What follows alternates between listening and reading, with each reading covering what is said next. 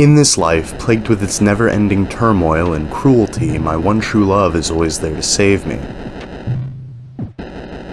That's right, it's computer games. Playing fucking video games on the fucking computer. You know the deal by now, right? I'm gonna go on Steam and find some cool indie games to play and talk about. Stuff that I think is worth some more attention, stuff that strikes me as interesting or fun or whatever. I originally wanted this video to be the longest one I'd ever make, but I overestimated my free time this year. And I also didn't really take into account how much time I generally waste whenever I make these videos specifically. Because if I played through an entire game and really didn't end up having anything to say about it other than it's cool, I didn't end up including it in the video. That ended up happening a lot this year for some reason, but I think it's okay. Hopefully this is still fun to watch, even though it's not as long as maybe some of you would like it to be. Don't make it sound like a fucking fat, plumpy, delicious cock. Anyway, let's play some games and have some fun. On the computer!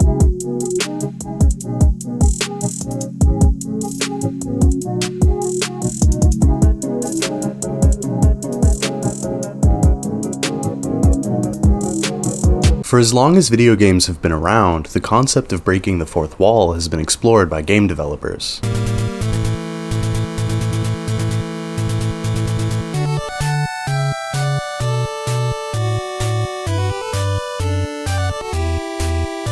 Is she waving at me? Through the TV? Hi, Samus. In Donkey Kong Country, for example, Cranky Kong will bitch about how games nowadays aren't as cool as they were in the good old days. So he's basically just like me. The point is that he isn't saying this shit to Donkey Kong. Donkey Kong doesn't know what a megabyte is or what an arcade machine is. He's talking to the player. This is just one basic ass example of being meta, but game devs have been doing this for a long time in video games. It isn't a new or novel concept or anything, and it's not exactly hard to face the camera and go, hi, I'm a video game character, you know? But I think it can still be fairly interesting in its execution, and it even gives game developers the opportunity to involve the player in the story or experience of a game, which is both cool and kind of unique to video games. There's some games that do it in a way that I don't particularly find compelling or interesting, but when I downloaded Atopes, a random Japanese developed freeware game on Steam, I was curious to see what its deal was. Store page looked mildly interesting? Sure, why not? Looks like I'm gonna have to fuck around with the game's internal files or something. Cool, sure. So starting the game out here, it's greeting me and thanking me for playing already. Okay. Guess I'll hit prologue.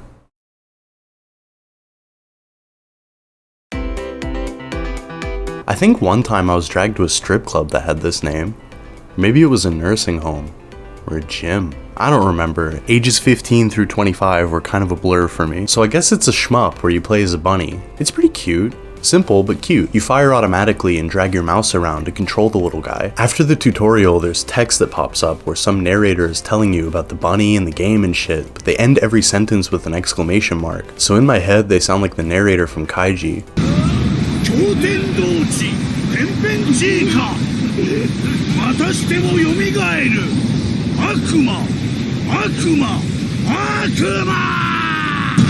The setup here is pretty gratifying. You basically beat these characters and then you can spar with them to boost your stats. Every 25 games of in-game time, the timer resets and you have to befriend the characters again by beating them, but you keep 75% of your overall stats every reset or something. The game says you keep 1/3 of your stats, but I don't think that's true. I think it might be a translation problem.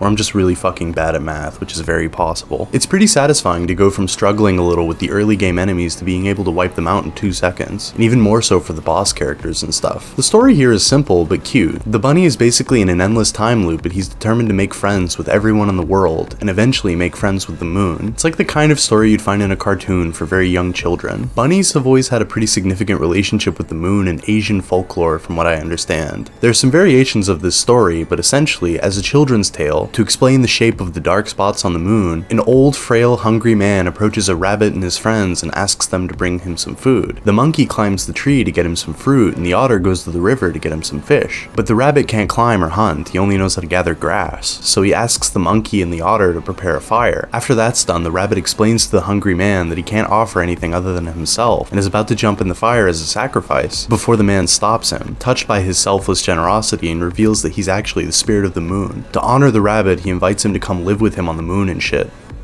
We're getting pretty off topic here, but I think it's kind of interesting that different cultures have different stories about the moon like this. Like in the West, we like to see a face in it, but in the southern hemisphere it's upside down, so to them it comes across more like a bunny shape. Anyway, yeah, to reiterate, this shit's cute. It's easy, simple, and has the atmosphere of a children's bedtime story. The visuals further add to this with a children's painting style here. It's a nice little detail that every new friend you make gets added to the picture on the menu for each world. I really like that.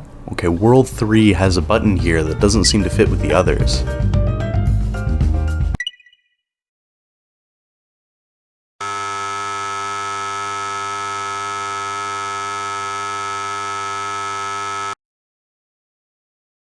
I guess it's a good thing that I already had the game's file directory open. There's 2 EXEs in here.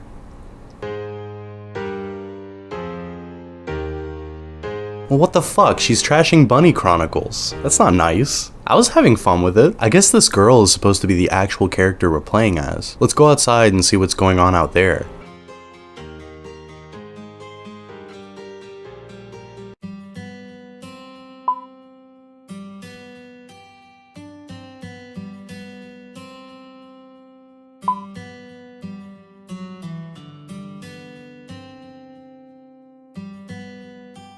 This traffic light wants to throw hands with me, and this triangle guy that keeps changing forms seems to know that we're a person outside of the computer running atopes.exe. Yes, her opinions did annoy me. I was enjoying my time with the bunny shooter game. It seems like she doesn't really want to keep playing it, so let's see what's next here. These 2 characters are interesting, unique at the very least. I really like Chance, the stoplight. He talks like an old ruffian type of guy. Really abrasive and kind of rude, but you can tell that he's a good guy. He offers you advice and stuff. I really like the idea of a stoplight being a character for some reason. I don't know why, it just tickles me. So what we have to do next is put in a different cartridge into our game console. To do this, we have to go back to the files and cut and paste the cartridge out of the playing folder and into the storage folder, and then cut and paste one of the other games back into the playing folder. These are all text files, so I have no idea how the fuck the game is reading these as different games. I know this shit was made in Unity, but I have no clue how this was programmed. I don't really know anything about that type of thing. It's cool, pretty unique as far as I can tell. If anybody out there is capable of explaining to me how this shit works, feel free to let me know in the comments. Okay, so I guess I'll pick,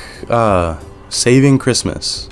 That sounds fun, yeah, sure. So what this game has in common with Bunny Chronicles is that it's a simple arcadey idea of a game that hooks you with upgrades. You start out barely able to do much at all before the timer runs out, but eventually boost your stats and power to clear screens really quickly. It's fun, has the same energy as old Flash games or those clicker games that you young weirdos seem to be really into. This one isn't quite as fun as Bunny Chronicles, but I like it. Presentation is pretty amateurish, but it's really charming to me. Not gonna complain about it at all. I actually really like when games have art styles that come off this way. I love seeing people working with their limitations to make something. It's really cool. Alright, it looks like she's fucking done with this game too now. This repeats over and over. You're going to be opening the 2 EXE files to progress the story of the game and moving files back and forth and stuff. It's pretty engaging, and I was admittedly really interested in seeing where shit was going to go next. I'm going to keep talking about this game for a little bit, but I'm going to stop showing every detail of my playthrough off now, because I don't want to spoil any more of it, and I hate the idea of going, duh, if you don't want to be spoiled, click this timestamp in the video, guys. I know nobody does that shit. I know you're just going to sit there and watch me spoil the game, so I won't do it. Play this shit for yourself. It's free and pretty cool. Later on in the game, you even have to decrypt puzzles in a mini novel that takes place with HTML files in your browser. It's really clever and cool, feels like an ARG or something. There aren't any guides in English to help you out here, but if I could figure it out and get to the end, I'm sure all of you are capable of doing that too.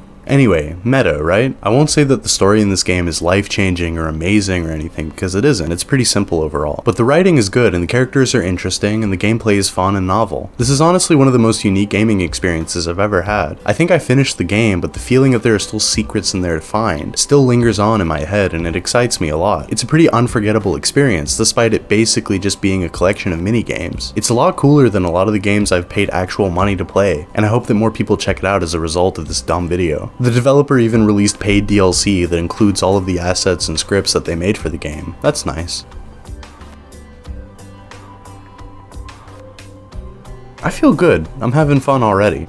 Let's move on.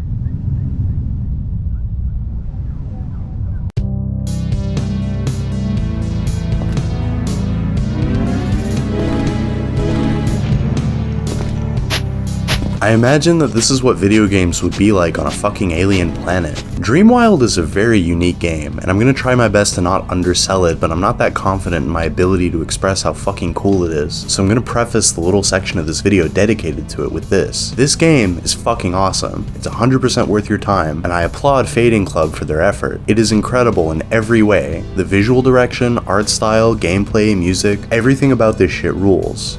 Let me try to articulate why a little bit. I'm gonna try to do this masterpiece justice here. Dreamwild is, in the most plain language possible, an arena shooter with roguelite elements. You play as a little night guy, which I love, by the way. I love games that let you play as little night guys. Last year's Knight's Try Mental Breakdown is good physical evidence of this. But this game's little night guy is like the Sonic to the Knight's Try Knights Mario. You maneuver around at breakneck speeds, bunny hopping all over the place, and you can even surf on hills like I'm fucking playing Tribes Ascend in 2012. My life hasn't become a complete fucking dumpster fire train wreck yet. 2012.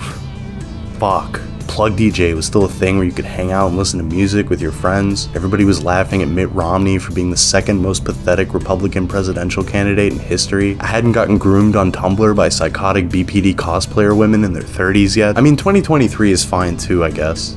Just kidding, it's fucking awful, but I'm trying to make the most of it just like the rest of you. I actually had a pretty great year personally, despite having to deal with some hardships. I got back into reading books a little bit more regularly. Before this year, I managed to get in like maybe 1 or 2 a year, but this year I read 6 whole books. It's like 1 every 2 months, what the fuck? I know for a lot of people that isn't a lot, but I was pretty proud of myself for this. My favorite book I read this year was Negative Space by B.R. Yeager. It's written in a really vivid way, it really paints a landscape inside of your brain while you're reading it. A lot of my favorite literature is like this. I really get a lot out of books that are overly descriptive and like stream of consciousness style or whatever. Negative Space is horrifying and disgusting and uncomfortable and really, really gripping. In between shifts at work, I was glued to this shit. It's basically about these teenagers that get high off of really shitty gas station weed to talk to the devil. Lots of people die in horrible ways. It's kind of a downer, actually. I don't know if I'd recommend it broadly to everyone watching this video right now, but if it seems up your alley, I'd recommend downloading a PDF of it on LiveGen or something. While that still exists at least, holy fuck. But enough with the bleak shit, let's talk Dreamwild again. Sorry for getting sidetracked, I've kind of been playing this game on and off all year long. It came out last year, but it's definitely the game I most associate with 2023, if that makes sense.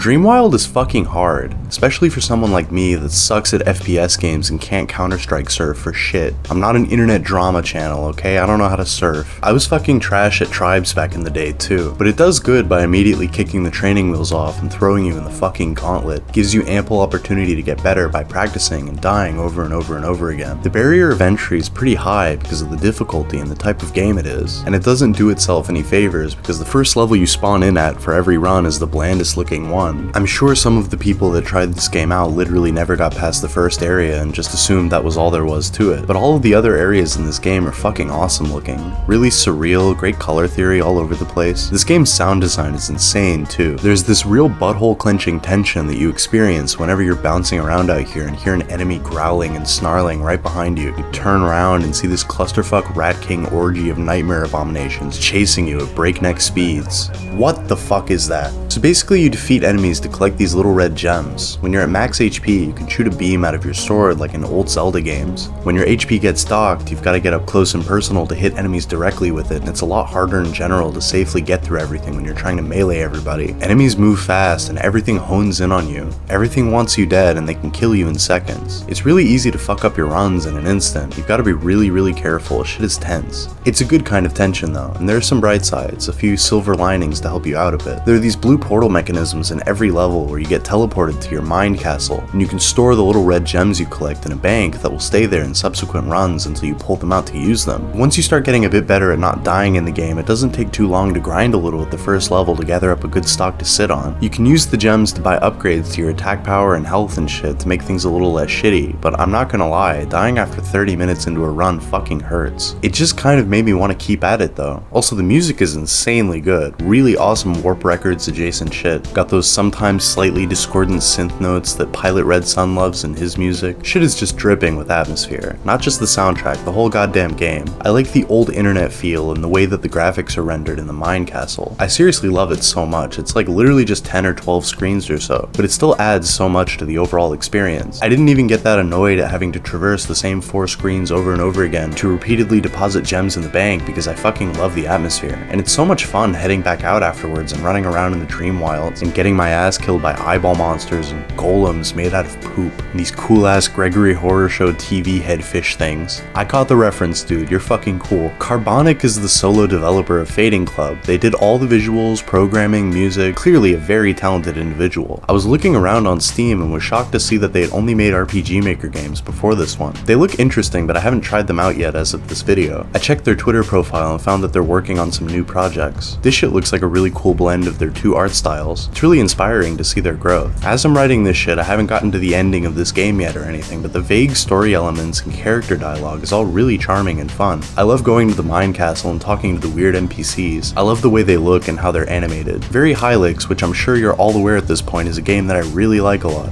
Anyway, pick this damn game up. It's really affordable and fucking awesome. I'm having a great time with it. It's a great game to kind of chip away at over a long period of time, but it's also perfect to just turn on and play for hours at a time. If you're good enough, you can probably even beat this shit in a day or 2. I'm just bad, so it's taking me a little bit longer. Easily one of my favorite games I started playing this year. There's a lot of love very obviously poured into this shit, and it's absolutely consumed my brain in the best possible way. I'm probably going to be playing this game for years.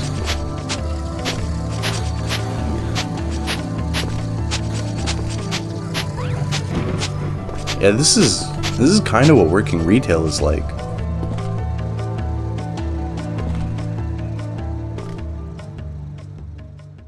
Elekhead is a really likable puzzle platformer. Get to play as a cute little robot. Fuck yeah! I like the simple presentation a lot, and I appreciate the fact that it doesn't tell you anything at all. There's no text in this game to read, even the Steam store page doesn't have anything on it but emojis. I like the amount of confidence the developer must have had in the game itself to do this, and I appreciate any game that just kind of lets you play it. Doesn't assume you're an idiot, it doesn't underestimate the player's intelligence or ability at all. I often found that it didn't give a very merciful amount of time for the head-throwing puzzles at all, because it expects you to be able to solve the puzzle and also master the simple platforming mechanics. No time feels wasted because failing at puzzles will often give you added context for a later puzzle. Again, the UI is really simple, no words, just buttons and symbols, making the game basically as accessible as a video game can possibly be, even offering multiple color schemes that can be set to whatever your preference is. Maybe you're not into yellow and blue and you prefer the game to look like this. Maybe you don't like puzzle platformers at all and prefer the game to look like this. I turned it off. Do you get the joke? The joke is that I turned the game off. Went to the kitchen and made a peanut butter and jelly sandwich, ate it over the sink like a rodent. The game prioritizes outside of the box thinking, presenting simple mechanics and really pushing the player to come up with creative solutions. I was curious about the developer, who turned out to be someone named Nama Takahashi, and their other games and projects seem to all have this design philosophy. This bomb-centered game that they're working on right now looks pretty cool too. I also love the visual style and its simplicity. It reminds me of stuff like Downwell and Monolith. Why is Monolith not in my Steam account anymore?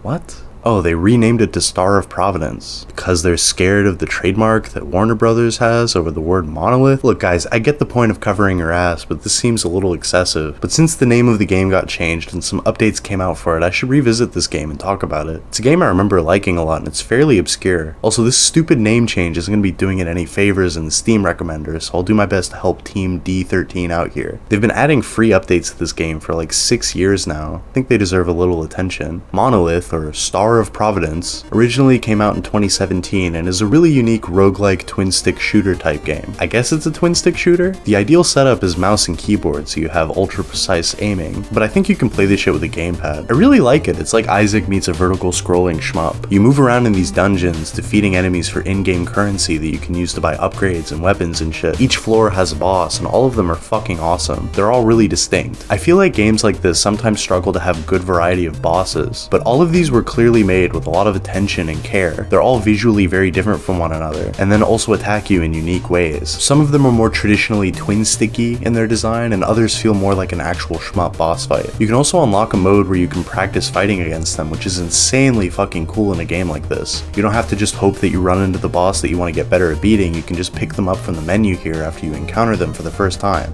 Awesome. Also, this happens when you hit the pause button.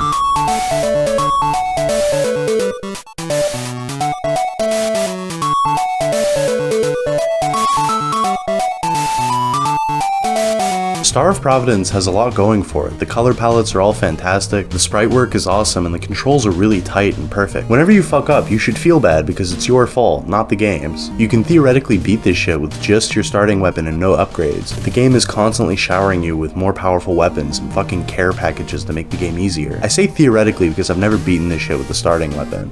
I'm not that good at this game. I also got distracted because I hit the pause button and the cute music activated my autism and I spent 15 minutes rocking back and forth on my couch. The game's got a pretty good sense of humor too. There's a lot of interesting little tidbits where you learn little things about the world the game takes place in, like these little descriptive blurbs for every type of enemy that you unlock when you defeat one. But they sometimes take the opportunity to be silly and funny, and it's just nice. It's fun. But yeah, Ellickhead is cool. Star of Providence is cool. I think there's a general vague sentiment out there that's pretty popular lately where people think that simplistic pixel art games aren't worth your time anymore. Or maybe people are just sick of seeing them after the LOL so retro indie boom of the late aughts and early 10s. But I think there's still a lot of potential for games that look like this to be really fun and engaging and unique. Just because a game looks like this doesn't mean it can't bring you a fresh new experience. And there's something to be said fucking forever until the end of time for simpler games that do something that you've seen before really well. Right now, we're in an era where a lot of indie devs are emulating the PS1 and N64 3D graphics, and that's really awesome, and I'm always excited to see what new ideas independent creators come up with. But I hope that none of you see a game that has a simpler presentation and write it off as not being worth your time or attention or whatever, because I believe that to just not be true. Innovation is cool, but you can overdo it, and there's nothing wrong with scaling your project back a little bit to make sure that you have something a little more coherent and fun. Just the 2 cents from a fucking dipshit YouTube guy that has never made a game himself,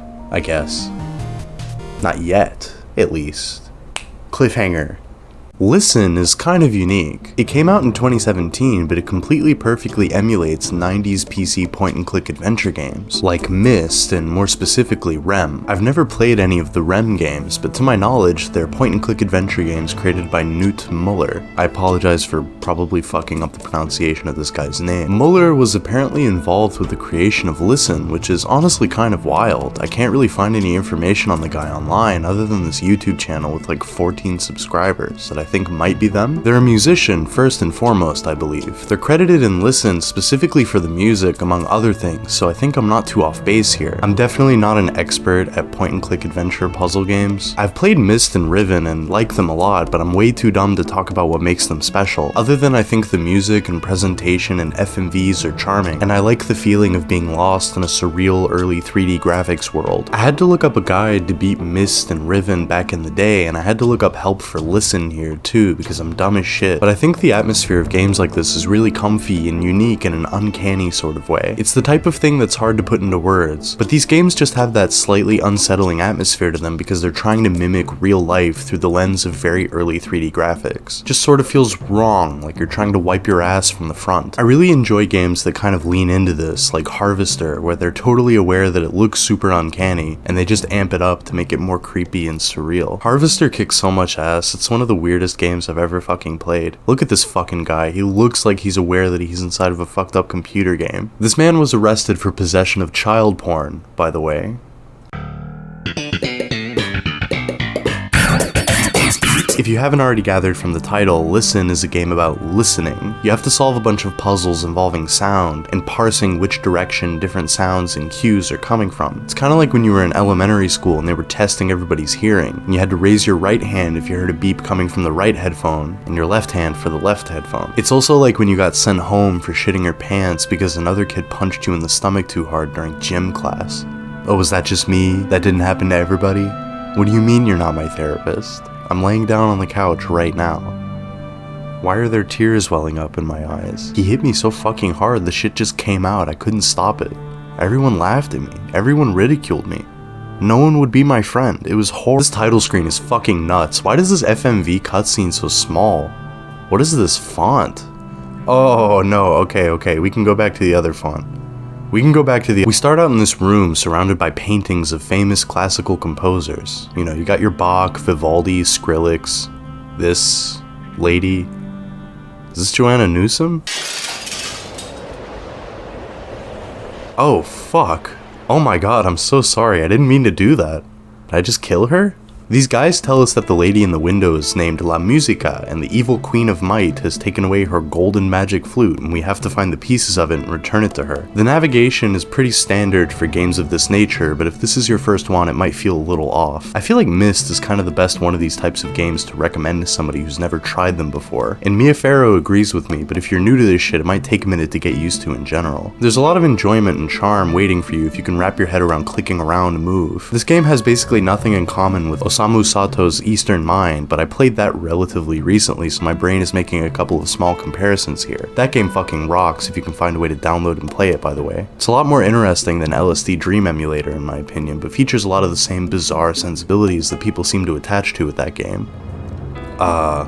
I don't really know what else to say about Listen. I brought it up because basically no one has played it, and it's been sitting in my Steam account since 2017, and I think it's pretty intriguing. Play it with some headphones and the lights off for maximum enjoyment. Maybe I'll look into those REM games sometime and see what their deal is too. I love adding video games to my backlog. I know that big backlogs are the bane of many people's existence, but it's always kind of fun to me to finally check out something that you've been putting off for years. It's exciting, right? I'm sure everybody watching this shit has at least a couple of things in their backlog to check out. You don't have to play every new fucking AAA game that comes out. Save your money. Play some shit that you've been putting off. You know that new Spider-Man game is just gonna be the same shit it's always been. You know that Bethesda hasn't put out a good game since Oblivion. Stop giving them your money and just play the shit that you already have. Anyway, what's next? My little list here. Okay.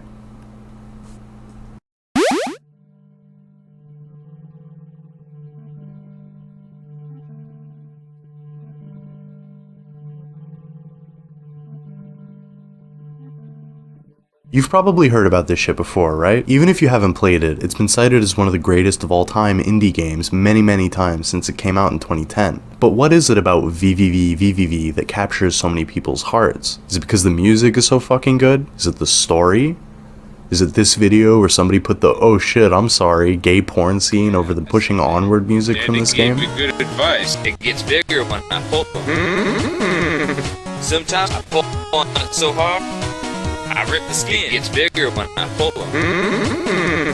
Sometimes I pull on it so hard, I rip the. This video is so fucking funny to me, and I love that its popularity almost eclipses VVV itself. I wonder how many people played it because of this fucking video. Like, I know for sure it's a non-zero number. Like, statistically, it has to be a non-zero number, right? God, that video is so fucking funny. I love it so much. Oh shit, I'm sorry. Anyway, this game's good. It's revered by a lot of people, myself included. There's something unique about it, even still, over 13 years after its initial release, that still makes it a really appealing and fun game to play and worth looking back on. Like, when you first run the game, the loading screen is a reference to the Commodore 64 boot-up screen. Like, everybody and their mother was working on NES throwbacks back then, but the Commodore I feel is a much more specifically niche thing, even after taking into consideration the hours and hours of footage of the AVGN talking about it. Let's make a popsicle. Yeah, it's a popsicle. You're raping me, you're raping me! But yeah, this game's simple graphics and aesthetics are very clearly reminiscent of the Commodore 64. This game obviously is a bit more advanced than the actual games that came out on that fucking thing, but as an ode to that era, it's really great. The flashing effects on certain objects like the trinkets and this weird crying elephant are especially accurate portrayals of that era of video games. I imagine that the creator, Terry Kavanagh, probably grew up with the Commodore 64. Terry's an interesting guy. He's made a fuck ton of games, and very clearly is just super passionate about the medium. I respect his attitude towards video games a lot, and I'm always excited for whatever he does next. He's most recently made a deck building roguelike that I'm not super crazy about because I'm really bad at card games, but even I can recognize that it's designed insanely well. I've had fun with it. This is probably the best deck building game for someone to play if they're new to them.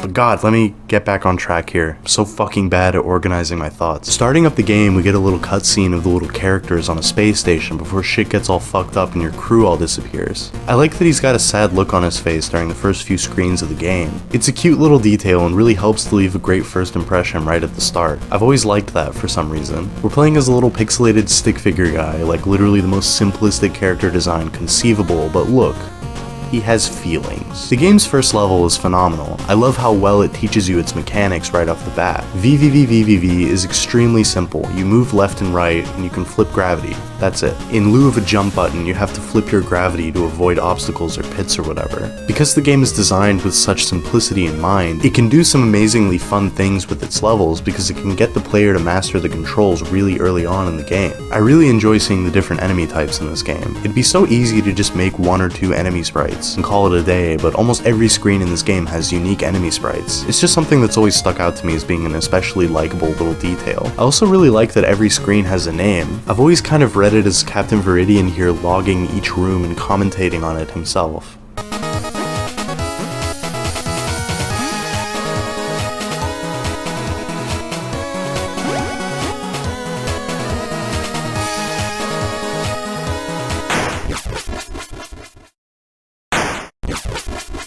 Aw, check it out, it's Filthy Frank. Look, here's the thing. I just want to be able to recite my gangster rap lyrics. So am I allowed to say it, or am I not allowed to say it? I guess Captain Viridian here has an edgy sense of humor because he's so happy now. That frown from earlier will only rarely reappear from now on. What is he so fucking jolly about?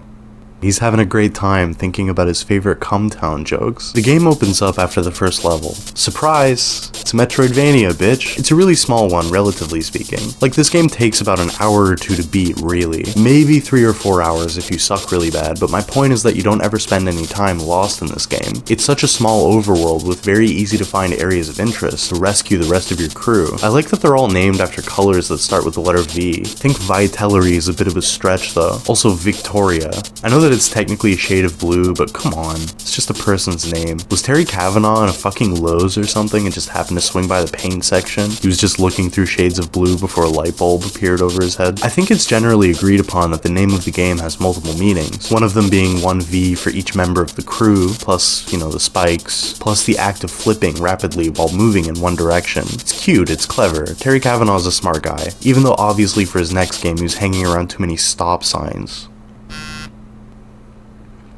Okay, I just got a text that stop signs are octagonal, meaning they have 8 sides. So I have to come up with a new joke.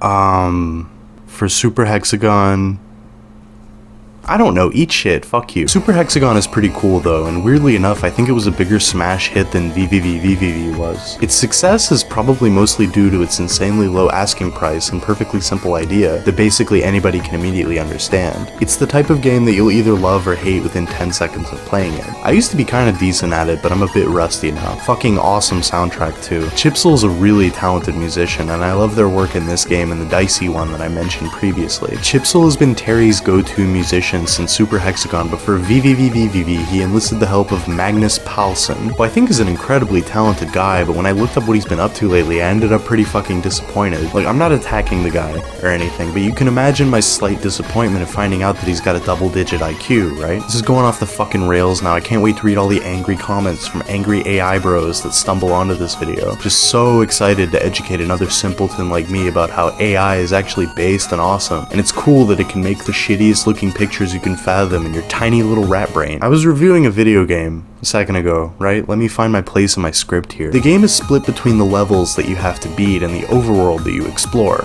Each level has a crew member to rescue and introduces a new mechanic to keep you on your toes. Like the laboratory area has these white beams that make you flip automatically when you touch them. The laboratory is one of my favorite levels. I love the visuals and music, and the bouncing light mechanic is a lot of fun. It's cool when you get further and further into the game and it starts combining these ideas together to amp up the challenge. It feels fucking awesome to beat this game. I know it isn't exactly obscure at this point in time, but I still think it's a little bit underrated and deserves a lot more credit. It might actually be a perfect video game. I've beaten it dozens of times by this point, and it's still always so much fun to play. And the music is so fucking good. Look, Souleye did an incredible job at making these tracks feel like they're bursting at the seams with emotion, and they help you focus when you're trying to get through the tense, hard parts of these levels. It gets bigger when I pull on. Sometimes I pull on it so hard, I rip the You've probably played this shit before, but you know what? Play it again. It's better than you remember it being. And if you somehow haven't played it yet, play it. It's cheap as fuck on Steam or directly from Terry Kavanaugh's website. When I first played it in 2010, it gave me a lot of hope for the future of independent game development, and it honestly still does. It is a beacon of light, pure soul, a shining example of somebody that is passionate about video games using that passion to create something amazing, and I can't get enough of it. It always puts a smile on my face. It's always so much fun. On the Computer 3.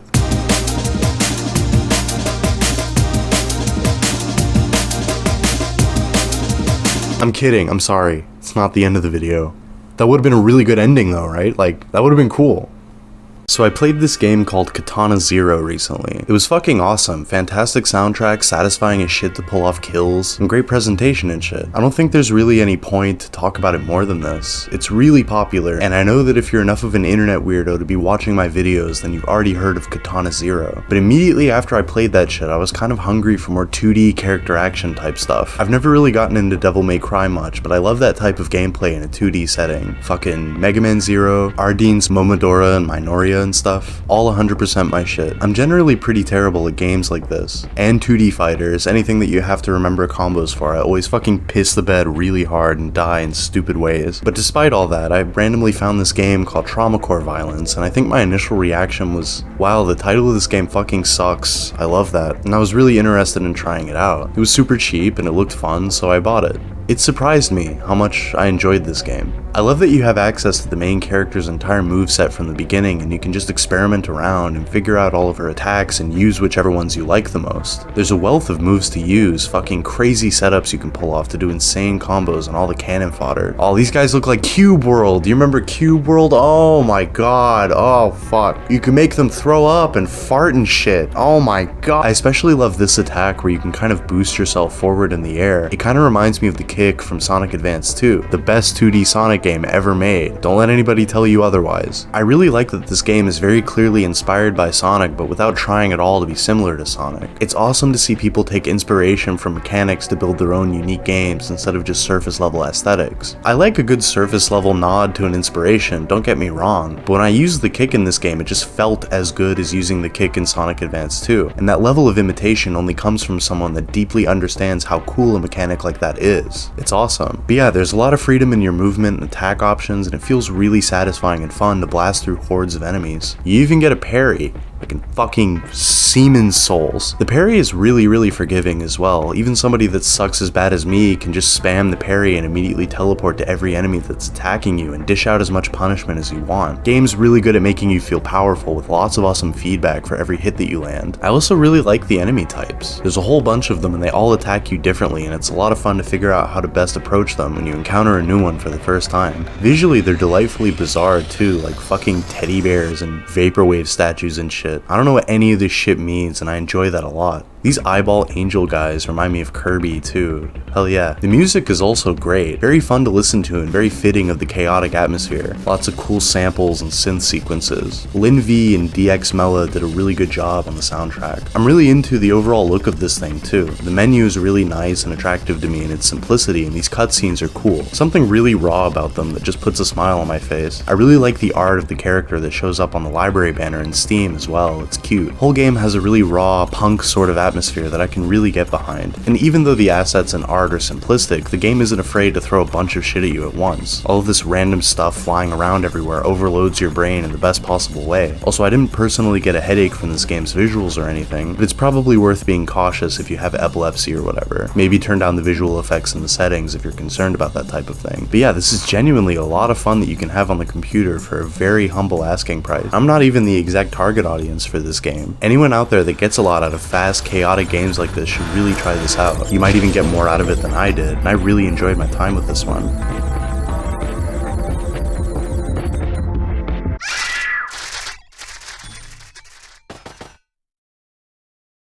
So Thief Gold and Thief 2, The Metal Age, are some of my favorite fucking games ever made. The main reason I haven't attempted to make a video on these games already is because Civi has already done a better job than I ever would. But the thing about Thief is that it's clearly a huge influence on many people, but I rarely, if ever, have played an indie game inspired by Thief that genuinely feels like Thief, and nails the Thief experience down to a T. Look, I've played Gloomwood, it's great, Dylan Rogers is a really talented guy, and it's an awesome game, but it doesn't really feel like Thief. You have too many options at your disposal most of the time, and it's very clearly trying to be more than just a Thief clone. Which is great, it's a great game, worthy of tons of praise and attention, but Filcher, to me, feels the closest to playing Thief. You've got all the basic setups for a good stealth game here. You're always aware of how visible you are to enemies and onlookers, and there's always multiple points of entry to every joint you have to case. You feel in control of everything all the time, and it makes me feel like the most powerful pervert in the universe. Filcher is very simplistic, very few polygons and very few sprites for enemies. You've got your security guards that look like henchmen from the 90s Batman cartoon, extremely violent dogs, and that's basically it. I don't really care for the dogs' inclusion here because they just have the same basic AI as the guards. Even though I'm right next to them and they could absolutely sniff me out because that's how dogs work, they walk right by me and it breaks my immersion. Other than that, this game rocks. It has an amazing atmosphere that I found myself really wrapped up in. And the game feel is extremely simple but solid as fuck. Movement feels really good, the control you have over how visible or audible you are is awesome, and it's delightfully challenging. There are no quick saves or checkpoints of any kind in missions, and if you fuck up, you gotta start the entire thing over. A lot of people seem to bitch about this on the reviews page, but I don't really mind it too much. It'd be nice to be able to have at least one quick save per mission or something, but I respect the decision to leave them out. And none of the missions that I played were too brutally long or anything. Your basic setup is always get in, find enough money or loot, get back to the beginning, rinse, repeat. You're probably never gonna beat these missions on your first try, but I really enjoy the feeling of getting better and better at avoiding danger with each new attempt, so I wasn't too pissed off about the no quick save thing. It's funny that when you knock out the guards, they fall face first into the floor and have their asses sticking up in the air. Very cartoony. The game's writing and sense of humor is pretty good too. It's subtle, sensible, never too in your face. It's nice. I appreciate that just like Thief, there's a lot of stuff to read about the people you're robbing in every mission if you go out of your way to find it. Emails, letters, notes for NPCs and shit that you get to read if you feel like being a nosy little twerp.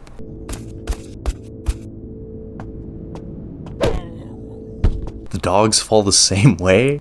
What the fuck? I'm only like 6 missions in as of writing this part of the video, but I'm really enjoying the variety in the levels so far. They all kind of look samey with the minimal assets and sprites and environmental models and stuff, but they all have enough identity to them to easily be distinguished from one another in my head. I was especially fond of the mission that took place at the shipping yard with the storage rooms that you had to unlock with switches. Very reminiscent of the shipyard level in Thief 2. Look, if you're like me and just seeing footage of this game is making you do a big fat cum in your pants, then check this shit out, it's great. It's not perfect, you know, you plays Michael Jackson, I guess. Thankfully, there aren't any kids in this game, to my knowledge. It's a little rough around the edges, but this is one of my favorite Thief clones I've ever played. I kinda wish that there was at least a little bit of voice acting, though. I'm okay with the game's dialogue all just being text, but the guards and stuff just make like beastly grunting sounds.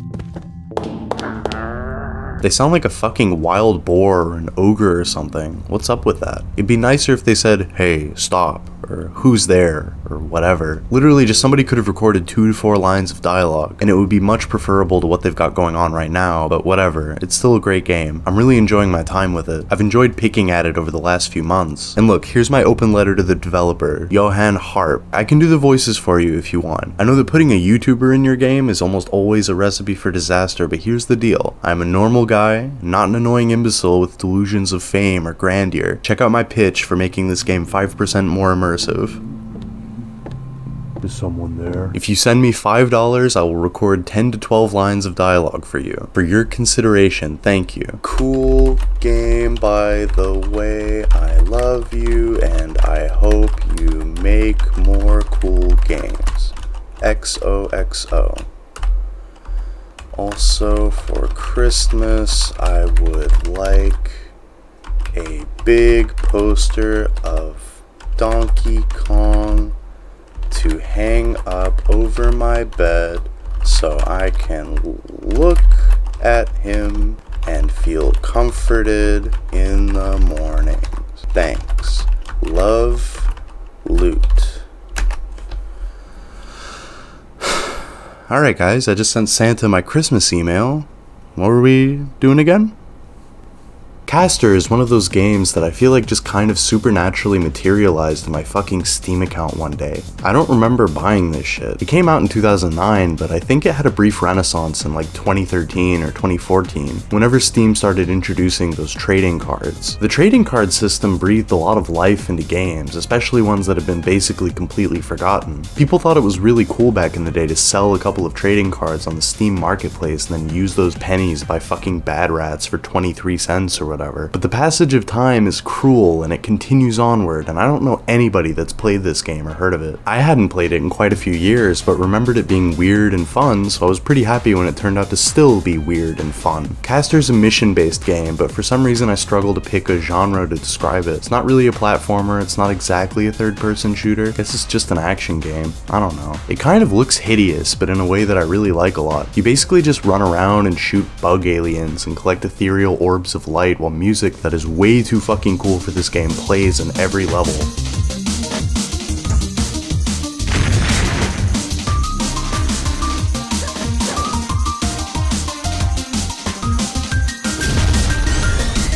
Who made this soundtrack? Trance Emerson? It's a fucking awesome pseudonym. I'm gonna start calling myself Trip Hop Steve. Caster starts out feeling kind of shitty because you have minimum stats. You can only sprint for like half a second, it sucks. But it only takes a few missions worth of time to max out your jumping and running, and then the game feels really fun to fuck around in. There's way too many weapons, enough to where you'll definitely never use a couple of them unless the game requires you to. But it's fun to pick out one that you do like and max out its power and just beat the shit out of everything. I played this on normal difficulty and found it to be really easy, so I guess I'd recommend trying the game out on hard for your first run and just seeing what happens. I really like the atmosphere. Something about running around these minimally rendered 3D environments and shooting dead trees to bring them back to life just puts my troubled soul at ease. This feels good. Feels correct. Look at how fucking ridiculously high you can jump and how fast you can launch yourself across the entire level. Holy shit. It's a little bit clumsy and janky, but I had a big stupid smile on my face the entire time I was playing this shit. I really like the notebook sketch image scans that show up in the loading screens for the most part. It just makes me feel like I'm looking at someone's old abandoned passion project. Which is kinda what this is, actually. Whoops. The developer, Elicorn, only ever put this out in a game called Rainbow Ball that I guess was on XBLA? It's free to download on their website and it's fine. It's basically just a Katamari fan game, but I guess the guy made the game with their kids or something, so that's sweet and shit. I love seeing all the children's drawings. I especially love the one of the prince. Very cute. It's amusing, worth a download if you think it looks interesting, but I didn't spend a lot of time with this at all. I guess Elicorn hasn't made anything else, and they haven't even posted online much at all since 2015. I hope they're doing okay and make more stuff someday. It's just always kind of a shame to me when people completely give up their creative pursuits, no matter how unrefined their results might be. But that might not be a fair assessment to make. Dude might be working on a big secret project or something, or maybe just change their online alias. Regardless of all that, I just hope that if Elicorn or any other developer of any of these games stumbles upon this video, they know that their work is appreciated. I like that the little character's color changes depending on what weapon they have equipped, and I like that you can name them whatever you want. It can make the little dialogue segments at the beginning of every mission really funny. Caster's story isn't really anything. You have powers and make big bugs explode, who cares, whatever. That really ignorant and also kind of creepy John Carmack quote actually kind of applies here. Man, you know that guy is in like the upper 10th percentile for cranking his hog. That guy's porn folder is probably bigger than my entire hard drive and your entire hard drive combined. One cool thing about Caster is that you can change the terrain with certain attacks, blast it away or raise it up. This mechanic is even kind of utilized in interesting ways down the line. During this mission where you have to continuously raise the terrain to create a path over the acid lake for this robot to traverse over, for example. This is unfortunately one of the worst missions in the game, but I at the very least recognize the effort to design the game around the mechanics that the developer has presented to the player. It's cool, and not even that bad. I just died too many times, got tired, took a nap for a few hours. Felt better. Caster's fucking fun. It's a little awkward to play and kinda ugly, but it isn't especially poorly made or anything. I didn't come across any glitches or bugs while I was playing it. It's just kind of a really fun game. I feel like this is a GameCube launch title from an alternate dimension or something. It's the type of game I'd put on for a friend in middle school and we'd get really into it, and then years later find out that nobody in the world played it or cares about it. I wish there was more to it, but it costs basically nothing and it's really fun for an afternoon or two. Clearly not a masterpiece or your next favorite game ever made or anything, probably. But I like it a lot and you could do a whole lot worse for $2.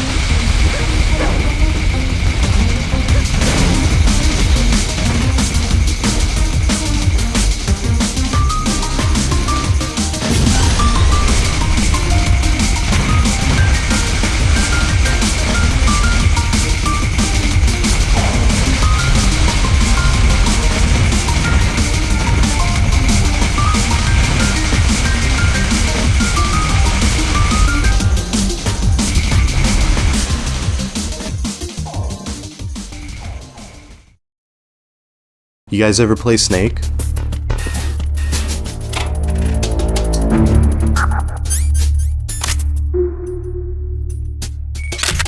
Not this Snake, by the way. Stop giving Konami your money, you fucking idiots. I mean this Snake.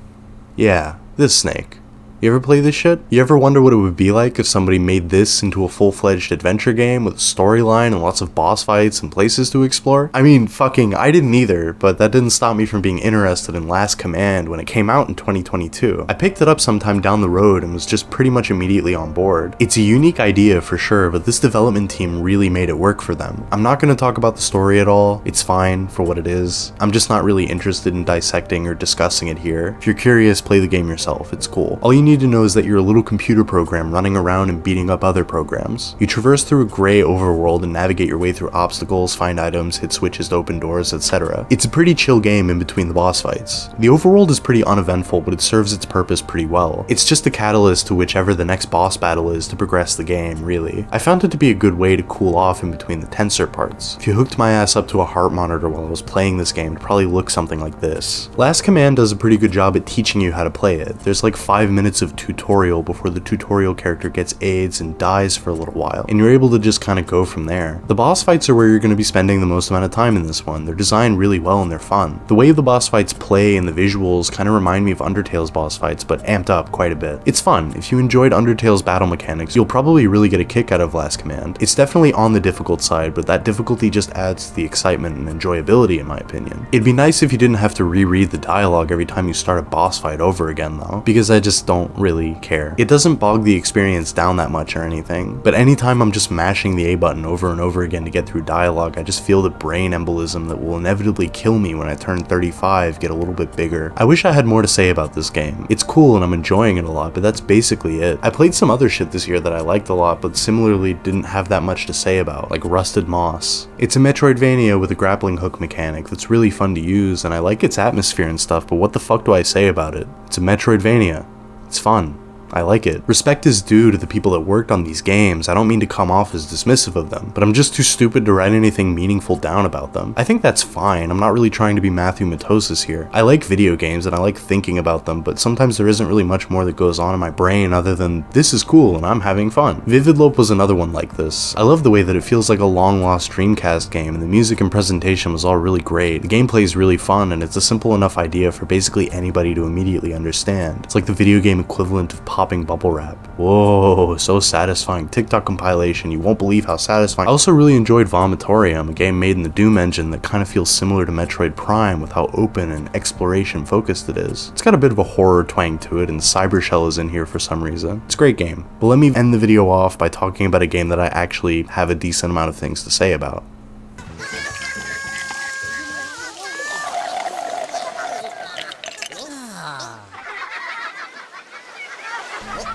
Hey kid, you wanna experience ego death? You can turn Rayman black in this game? Is this blackface? What the fuck were these French dipshits thinking? Rayman ame écouteur de la musique hip-hop.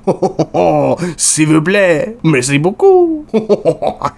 I'm just kidding. I'm not gonna talk about Rayman raving rabbits. I just wanted to mess with you.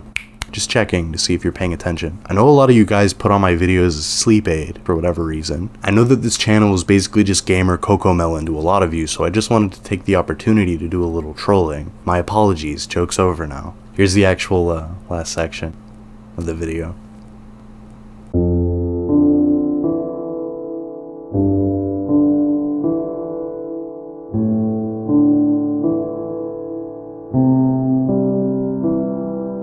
If If you like the color blue, I have insanely good news for you. Unreal Life was developed by Hako and released in 2020. This seems to be their only commercial video game so far. They've got a cute little website where they've listed off all this stuff as being influential to them, and they even wrote up a sweet little message for people that have only experienced this game through watching Let's Plays or streamers or whatever. I like their polite and humble energy in this write-up a lot. It's just nice to see developers with this sort of attitude. I hope this video helps net them a few new fans. Unreal Life cites a lot of games that I love as being influential, like Yuminiki and Ebe and stuff. This game does feature quite a few similarities in atmosphere, aesthetics, and design. Like when you walk on certain tiles, it makes funny sounds like in Yuminiki.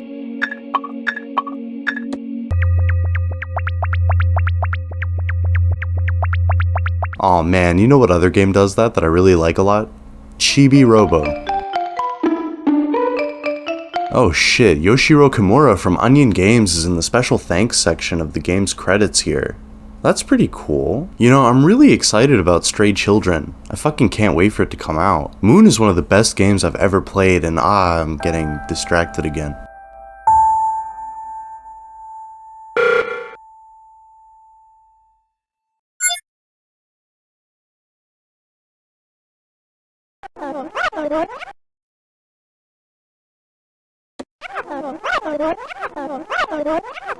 Oh, it's a talking traffic light.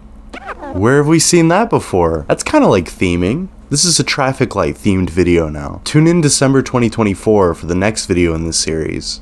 Having fun in traffic. I know this isn't the only game to do this, but I love when games do the Banjo-Kazooie thing of having unique sounds for character dialogue as it scrolls onto the dialogue boxes. It's always such a nice little charming detail to me, and it does a good job informing what the characters sound like in my head while I read their dialogue. I like this type of thing a lot. The main character gets up off the ground with lots of parts of her memory gone and without a lot of her brain function. She can't read anymore, for example. She remembers that her name is Hal, and the traffic light introduces himself as being an artificial intelligence called 195. This game doesn't give you any specific details on the world it takes place in at first, but in this world it seems like technology has progressed to the point of traffic lights being able to attach to people's brains and speak with them and monitor them electromagnetically.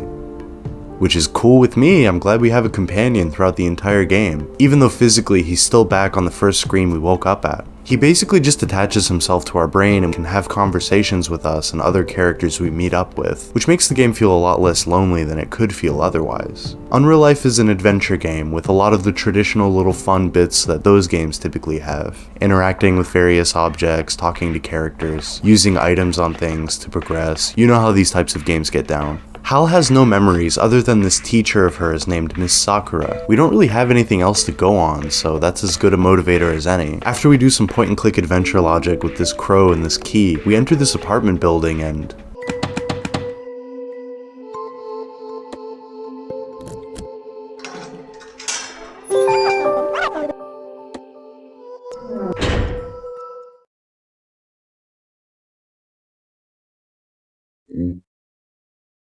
end up in a hotel. What?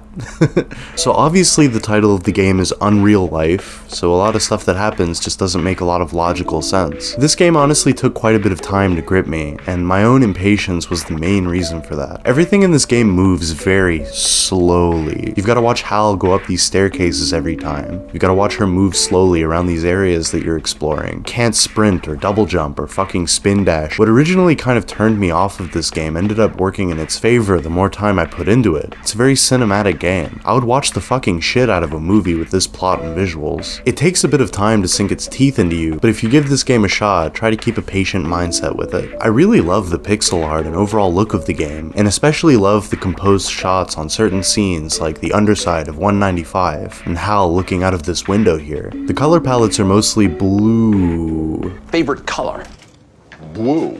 This game feels cold, serene, wintry, nocturnal. The night never ends, and it makes for a very visually distinct experience. I tend to roll my eyes when people say shit like, it's a vibe, but god, that's just how it is sometimes. I love seeing surreal shit like the ghostly fishies in this train station. After we enter the hotel and talk around a bit, we find out that our Miss Sakura checked into this hotel at some point under our name, and we tumble down the rabbit hole of trying to find her from there. This confirmation sound that the game plays whenever you solve a puzzle or find an item or whatever made me smile.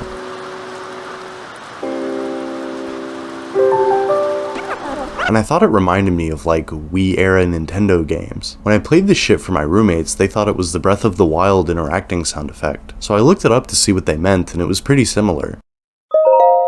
I haven't played Breath of the Wild, but I guess that's where that comparison came from in my head. The sound design in general is really nice. I love the way shit pans left and right, depending on where the character is in relation to things happening on screen. The music that's playing also muffles a little bit whenever you're interacting in menus. This game is a joy to play with headphones on. The adventure game gameplay is fun and engaging. Hal somehow has the power to see into the past by touching objects, and you use this power to solve puzzles and investigate clues about who she is and where Miss Sakura is. You never really feel like you could get lost either, because the hotel acts as a home area that you can teleport back to with these magic doors. I love how, damn, the game really is aptly named, unreal it all feels. I love the dreamlike atmosphere, it's really comfy. You know how certain media just has this really calming ethos to it that makes you feel like you took a Benadryl? Like fucking Little Bear, or Music for Airports, or The Joy of Painting with Bob Ross. This game is kinda like that. The music is really fantastic overall. I adore the more ambient cuts and the piano pieces. They're really nice and fit the atmosphere of the game perfectly. But there was one part where the game randomly started playing an EDM type track and it was really distracting.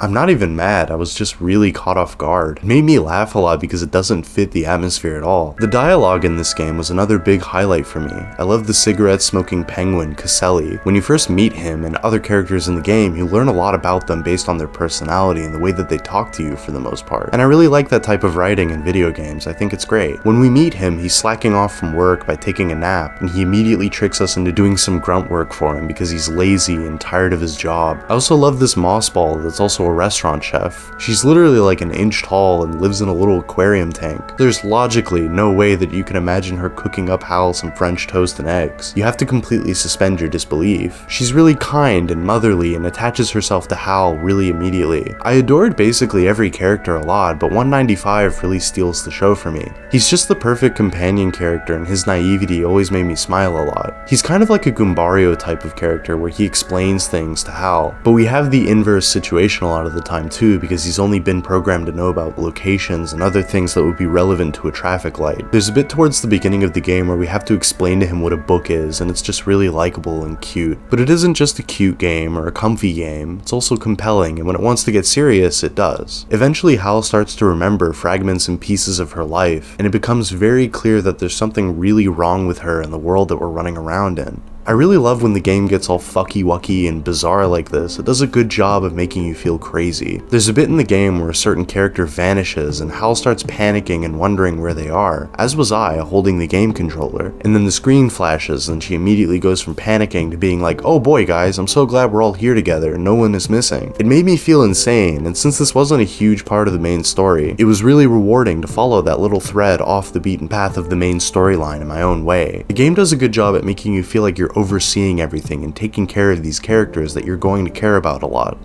You remember when before, when we were talking about Atopes, I was talking about games breaking the fourth wall? God, that seems like a long time ago now. You know, being meta isn't exactly difficult at all. I'm doing it right now actually by recalling an earlier bit in this YouTube video that you're watching. It's easy to do it in a way that's obvious, but I think it's a little bit more difficult to do in a subtle sort of way, the way that this game does it. Trying not to spoil anything here, you know how I feel about spoiling niche-ass indie games that barely anybody has played, but there was this really funny bit towards the beginning of the game where 195 makes these like arrows show up to direct Hal in what direction to go in, and Hal is like, dude stop, I don't need this shit, and then he goes, oh okay right, my bad, I'll just do it when I feel like it's necessary. And I almost rolled my eyes a little bit, kind of expecting the arrows to still show up, but infrequently. This misdirection, and I'm gonna try to not sound hyperbolic here, was fucking genius, because I completely forgot about the arrows, and then during this really tense, unforgettable moment in the game, way later, the arrow showed back up, leading you in the opposite direction that the game itself is telling you to go in. That's just one example, and being meta isn't even really a thing that this game does that often. It's not really that notable of a theme here, but I just thought it would be a cute little callback to the beginning of the video. I guess if I had to pick the main themes of Unreal Life, it'd be like isolation, the difficulties of dealing with change and loss, and the dangers / benefits of escapism. I think these themes are all interesting to discuss, and if I were a smarter, more qualified dude, I would discuss them. But I'll just say that the storyline and messages and themes of this game resonated with me pretty deeply. I've actually been trying to play this game since I picked it up in 2020, as weird as that sounds. It's not exactly inaccessible on any real level, but despite the game's slow pace turning me off a little initially, I guess I also wrote it off as being another story about an ooh small being with anxiety and realistic panic attacks or whatever. And I'm just kind of sick of this type of character writing that seems to be really commonplace lately. I kind of assumed that I was going to play this game eventually and enjoy its visuals and gameplay and sense of intrigue, but overall dislike the main character and the fucked up little baby trauma shit. But she ended up feeling very relatable to me, and I guess the important thing I noted is that a lot of these characters felt very relatable to me. I identified with Caselli's boredom and indifference and dissatisfaction with his job. I related with 195's desire to protect his loved ones. I identified with Skull's hatred of the corporate destruction and flattening of artistic expression, and I related with Hal's fear of the ridicule of other people. These are all simple ways to sum up these characters, and I have a lot of praise for the person that localized this shit in English because it was really well written and interesting. But the bottom line is, I got a lot out of this game, and I think other people will too if they give it a shot.